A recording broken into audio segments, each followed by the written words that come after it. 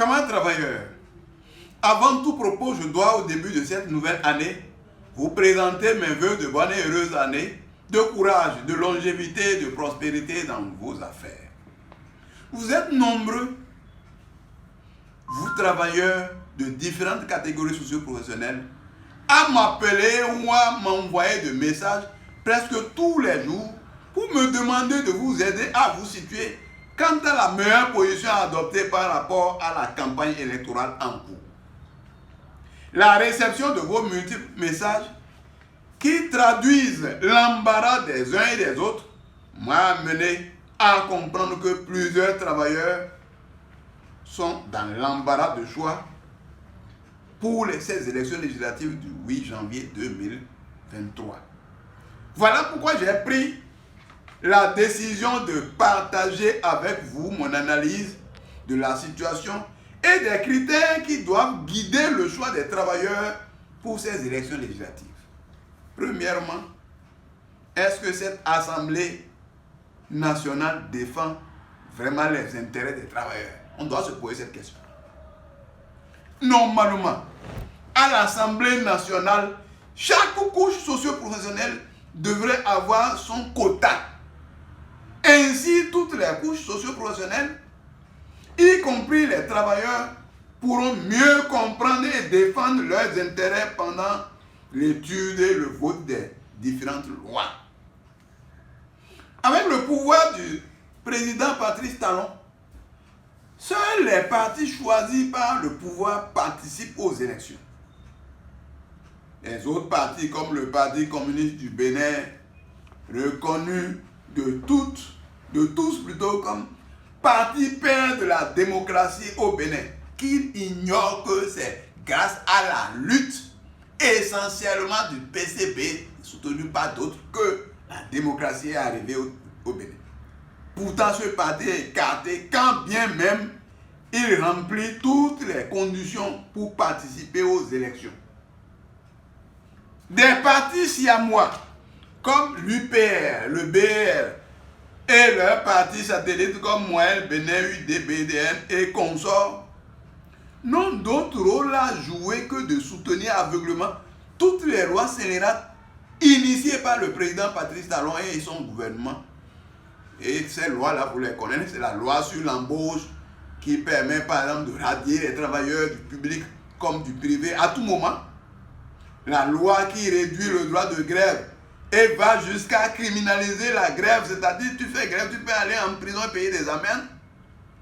Le nouveau code des impôts qui frappe les travailleurs et écrase tous les citoyens pauvres et réduit leur salaire et autres revenus. Le statut général des agents de l'État qui contractualise la fonction publique et rend l'emploi public précaire au Bénin. Le code électoral qui fixe la caution à 1 500 000 par candidat, soit 163 500 000 par liste. Exclut ce code-là, exclut les travailleurs et tous les citoyens pauvres de la candidature à la députation et d'autres lois scélérates qui rendent la vie difficile aux travailleurs. J'oubliais, il y a aussi la présidentielle. La caution qui est fixée est telle qu'un travailleur ne peut pas être candidat au présidentiel aussi. Vous comprenez donc que ces partis bourreaux des travailleurs sont disqualifiés pour parler en votre nom. Ce n'est pas possible que ceux-là aillent là-bas vous défendre. Maintenant, deuxièmement, même le parti Les Démocrates qui se réclame de l'opposition n'est pas différent des autres. Chers camarades travailleurs, j'ai entendu certains d'entre vous dire qu'avec l'arrivée des députés du parti Les Démocrates, de Yahi Boni et de Éric Monete à l'Assemblée, le Parlement va changer de cap. Vous avez raison de le dire, tellement vous avez été marqué et déçu par le pouvoir du président Patrice Talon qui vous en a fait voir de toutes les couleurs, au point où vous espérez un changement en prenant n'importe quelle direction.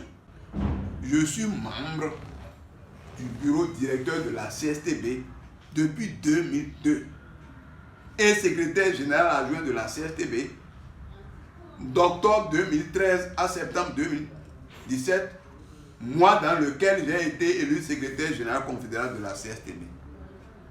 C'est-à-dire donc que j'ai suffisamment d'informations qui me permettent de vous dire comment l'ancien président de la République, Yahya Boni, et l'ancien vice-président de l'Assemblée nationale, Éric Oundété, se sont comportés vis-à-vis des travailleurs pendant qu'ils détenaient le pouvoir ou une partie du pouvoir, et comment leur parti, les démocrates, se comporte aujourd'hui vis-à-vis de vous. J'espère que vous me croirez. Tel que je dis la vérité au pouvoir, c'est comme ça que je pense aussi vous dire la vérité. Parlons de Yahya Boni d'abord. En octobre 2011, Yahya Boni arrache le droit de grève aux douaniers en faveur de Benet contre une société privée de Patrice Talon.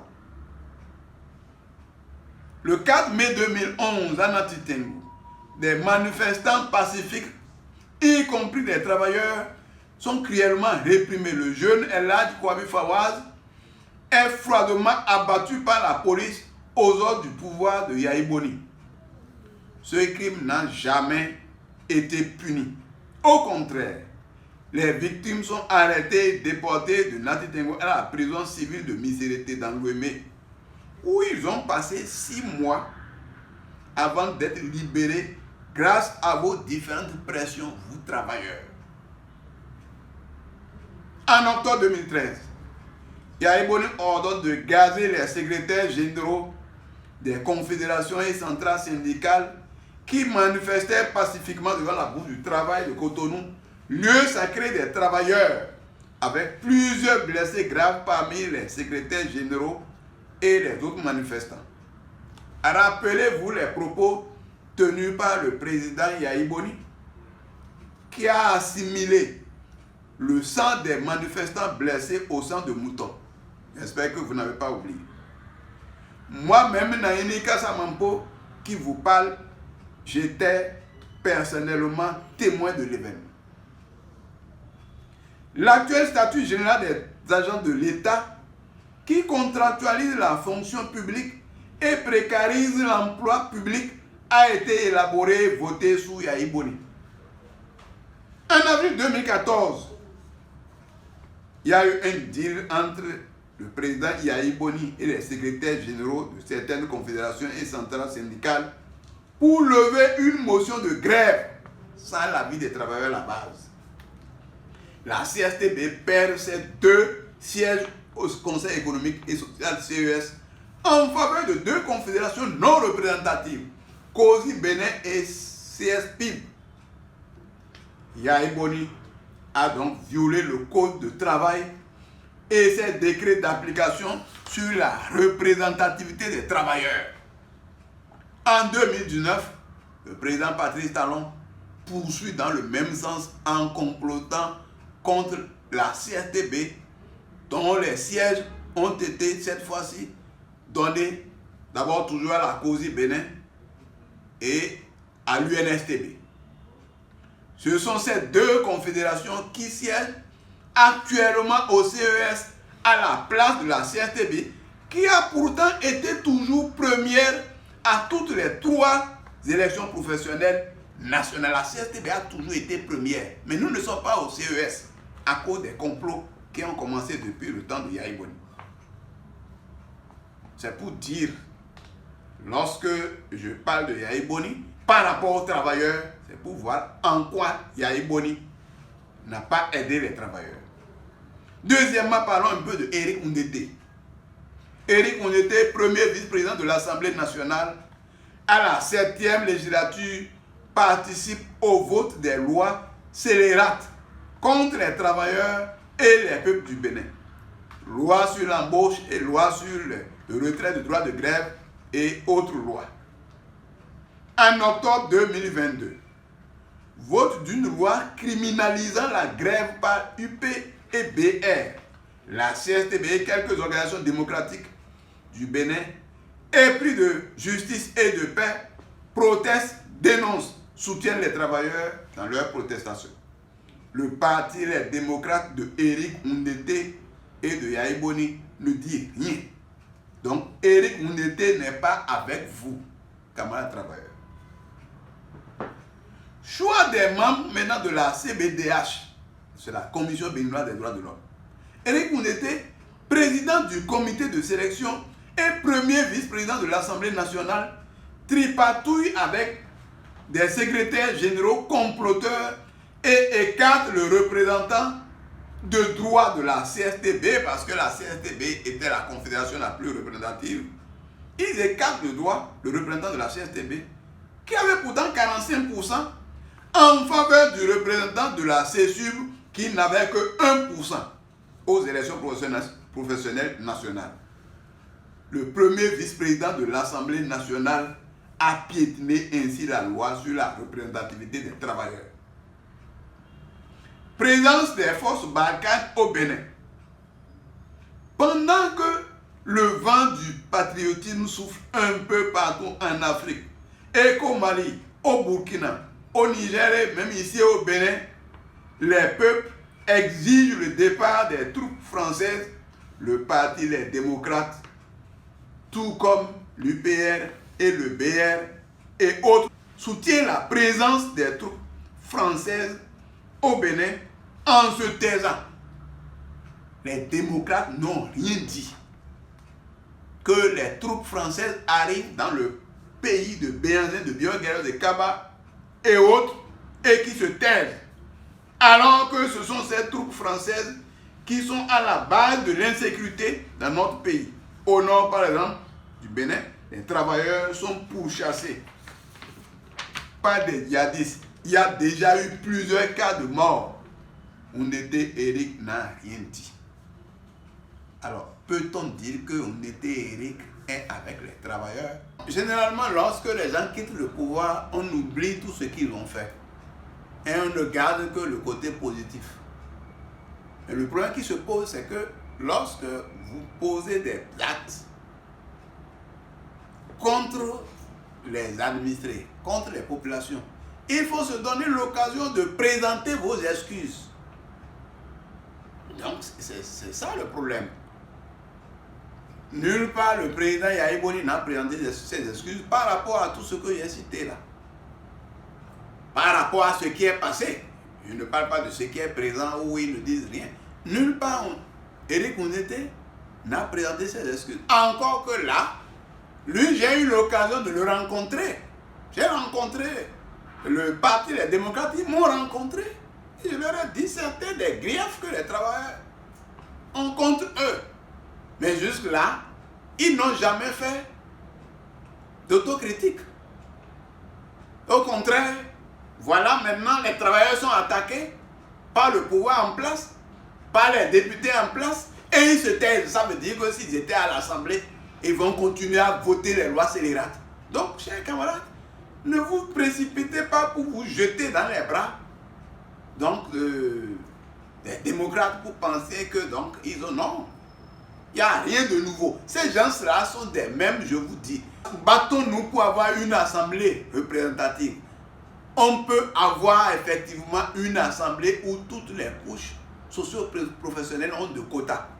Lorsque le gouvernement a décidé de donner de quotas aux femmes, là, il en a donné, non? Pourquoi on ne peut pas donner de quotas aux travailleurs? Vu donc le rôle que les travailleurs jouent dans le pays. Pourquoi on ne peut pas nous donner un quota et dire les travailleurs, vous avez tel nombre de députés à désigner pour que, arriver là-bas, les travailleurs nous défendent les travailleurs. Donc, continuons de nous battre pour que nous puissions trouver des solutions véritables. Maintenant, en conclusion, avec ce que je viens de relater, vous vous rendez compte que les partis UPR, BR et BDN et ODFCBE sont des ennemis des travailleurs.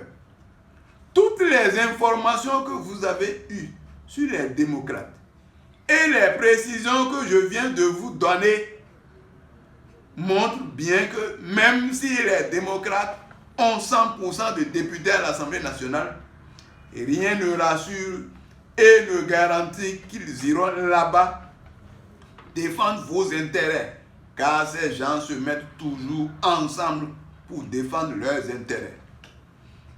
Donc, comprenez très bien que UPR, BR, Moël Bénin, UDBN, FCBE, les démocrates et les autres, c'est même pipe, même tabac. Ce sont des gens d'une même maison. C'est bonnet blanc, blanc bonnet comme on le dit. Nous devons donc, camarades, continuer de nous battre.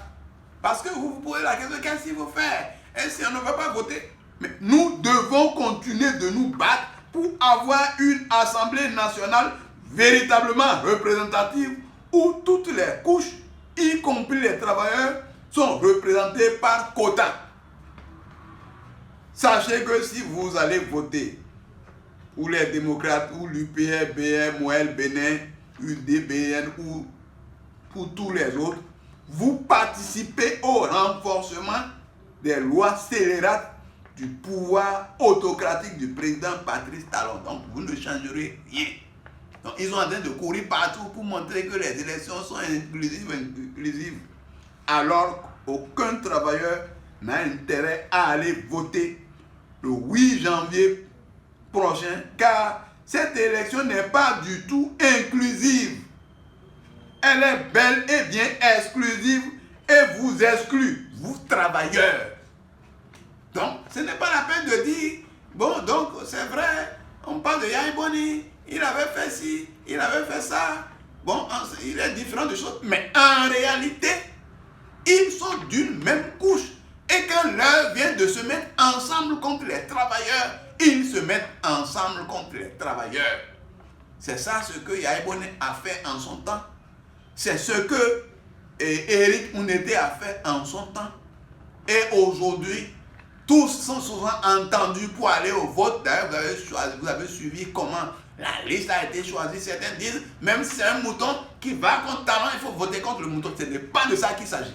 Il s'agit de voter pour qui? Dont on est sûr qu'il ira défendre. Or, vous n'êtes pas sûr que ceux-là iront vous défendre. C'est pour ça que je dis, chers camarades, à bon entendeur, salut.